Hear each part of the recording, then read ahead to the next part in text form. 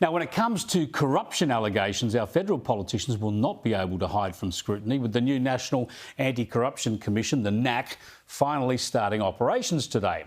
It's already got dozens of referrals on its files. Politicians are lining up to have their opponents investigated. Anyone can refer any matter to the Commission, and it can also just take up inquiries of its own volition. Things like the Brittany Higgins compensation payout and the PwC tax scandal, they've already been referred. And let's see what the NACC takes up and what it does with all this stuff. Now, we all oppose corruption. We all want it stamped out and wrongdoers exposed and punished, of course. But no state has yet been able to come up with a proper model. The anti-corruption bodies around the states have created more strife than they've cleared up. And I fear this national body will go the same way and will rue the day it was founded.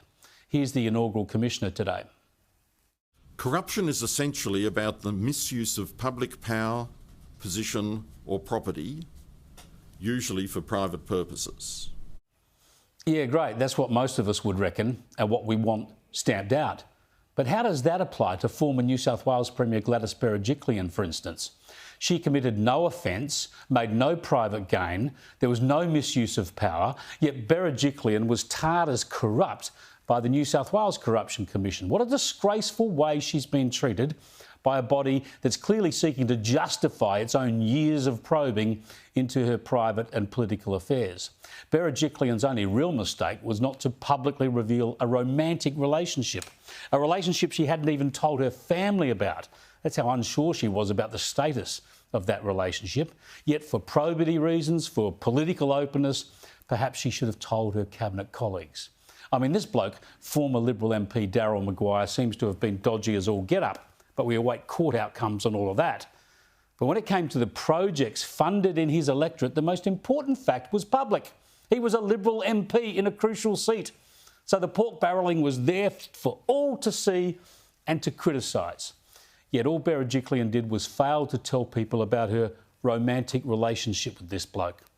It's a classic case of guilt by association. And for this, she is tarnished as corrupt by the official watchdog. This is not fair and it's not just. And of course, we know in the meantime, many real criminals continue to walk free. This is the type of abomination the new federal body needs to avoid. But experience tells us it won't. As sure as night follows day, it'll be used as a political weapon. And it'll catch some crooks, hopefully. It'll reveal some dishonest behaviour.